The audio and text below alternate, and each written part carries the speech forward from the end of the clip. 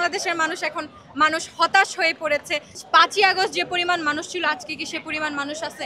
আমাদের ছাত্র উপদেষ্টারা আছে, তারপরেও কি হলো? আমাদের সহযোদ্ধারা সুচিকিৎসার অভাবে, আমাদের আহত ভাইয়েরা সুচিকিৎসার অভাবে বসে আছে।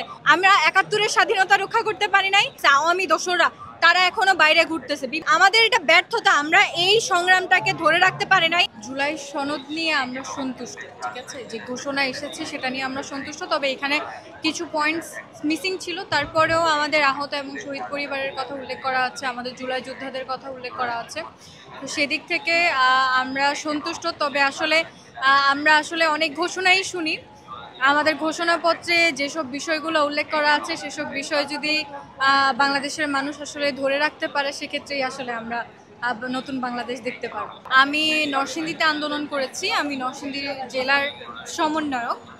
তো আমাদের নরসিংদীতে আসলে আপনারা সবাই জানেন যে কারাগার ভাঙা হয়েছিল এবং বাংলাদেশের সবচেয়ে বেশি সহিংস্র আন্দোলন কিন্তু নরসিংদীতে হয়েছিল এবং সবচেয়ে বেশি গণহত্যাও নরসিংদীতেই হয়েছিল। আমি নরসিংদী বৈষম্য বিরোধী ছাত্র আন্দোলনের মুখপাত্র ছিলাম, বর্তমানে নরসিংদী জেলা জুলাই রেভলিউশনারি অ্যালায়েন্সের মুখপাত্র আছে এবং বাংলাদেশ গণতান্ত্রিক ছাত্র সংসদের সদস্য সচিব। আন্দোলনের স্মৃতিচারণ করতে গেলে চোখ থেকে পানি চলে আসে। আজকে সকালে আমাদের ওখানে একটা প্রোগ্রাম ছিল, সেটা করতে গিয়েও প্রায় প্রত্যেকজনই কান্না করে দিয়েছিলাম।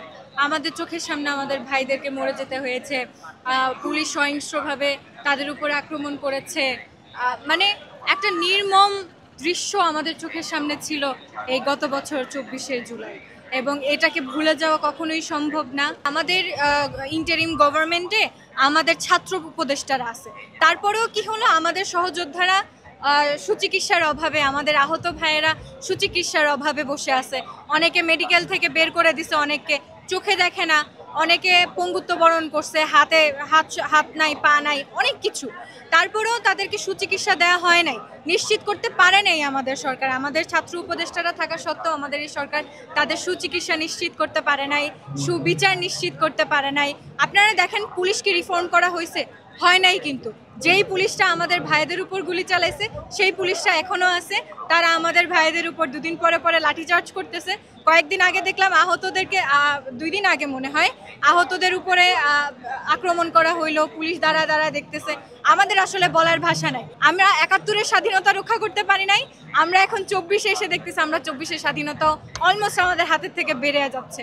এই মুহূর্তে যদি আমরা আসলে জুলাই সেই স্পিরিটটাকে ধারণ না করতে পারি, নিজেদের জায়গা থেকে নিজেদেরকে পরিবর্তন না করতে পারি এবং সুবিচার নিশ্চিত না করতে পারি, আমরা যেখানে দুর্নীতি দেখবো সেই জায়গায় দাঁড়া যদি প্রতিবাদ করতে পারি, প্রত্যেকটা মানুষ যদি এরকম মনোভাব ধারণ করতে পারে, শুধুমাত্র সেক্ষেত্রেই আসলে আমরা হয়তো বা সুন্দর একটা বাংলাদেশ। তাদের বিচার প্রক্রিয়া আপনি দেখেন, আহত ভাইয়েরা এখনো হাসপাতালে আছে এবং তাদেরকে যারা আহত করছে আওয়ামী দোসররা তারা এখনো বাইরে ঘুরতেছে, বিভিন্ন রাজনৈতিক দলের নেতাদের শেল্টারে ঘুরতেছে।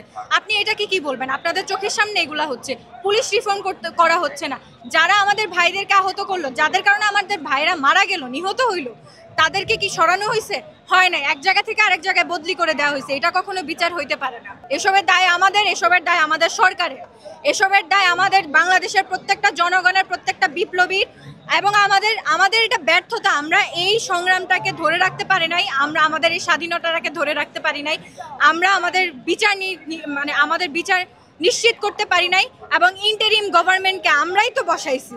ইন্টারিম গভর্নমেন্ট আমরা বসানোর পরেও তারা আমাদের বিচার নিশ্চিত করতে পারে না, এটা আমাদের সরকারের ব্যর্থতা। গত বছর 5ই আগস্ট আমাদের প্রত্যেকটা মানুষের ভিতরে অন্যরকম একটা মনোভাব কাজ করছে, অন্যরকম একটা স্পিরিট ছিল, চেতনা ছিল, এবং আমরা কিন্তু তখন আমাদের বিষয়টা এরকম ছিল, প্রত্যেকটা অন্যের প্রতিবাদ করব, নতুন একটা বাংলাদেশ গড়ব। আমাদের চোখে অনেক স্বপ্ন ছিল, আমাদের ছাত্রদের চোখে অনেক স্বপ্ন ছিল। আমরা কিন্তু পড়ার টেবিল ছেড়ে এখানে এই রাস্তায় রাজপথে কেন আসি আজকে? আমাদের তো পড়ার টেবিলে থাকার কথা ছিল, তাহলে আমরা রাজপথে আসি নতুন বাংলাদেশ দেখার জন্য। তবে আজ 1 বছর পরে আপনি দেখেন, 5ই আগস্ট যে পরিমাণ মানুষ ছিল আজকে কি সে পরিমাণ মানুষ আছে? নাই। কিন্তু মানুষের ভিতরে যেই আশাটা ছিল সেই আশাটা নষ্ট হয়ে গেছে, মানুষের স্পিরিটটা নষ্ট হয়ে গেছে, মানুষ অনেক আশাহত হয়ে গেছে। এই আন্দোলনের পরে জুলাই বিপ্লব কোনো নির্দিষ্ট ব্যানারে হয় নাই, তবে জুলাই বিপ্লবের ক্রেডিট নেওয়ার জন্য এখন অনেকগুলো ব্যানার দাঁড়ায় গেছে, অথচ আমরা কিন্তু আন্দোলন করেছিলাম নির্দলীয় ব্যানারে। তাই জন্য আসলে বাংলাদেশের মানুষ এখন হতাশ হয়ে পড়েছে। রাজনীতির দিক থেকেও হতাশ হয়ে পড়েছে এবং আসলে আমরা ওই স্বাধীনতাটাকে ধরে রাখতে পারি নাই, তাই জন্য বাংলাদেশের মানুষ ওইভাবে আসলে আমাদেরকে বিশ্বাসও করতে পারে।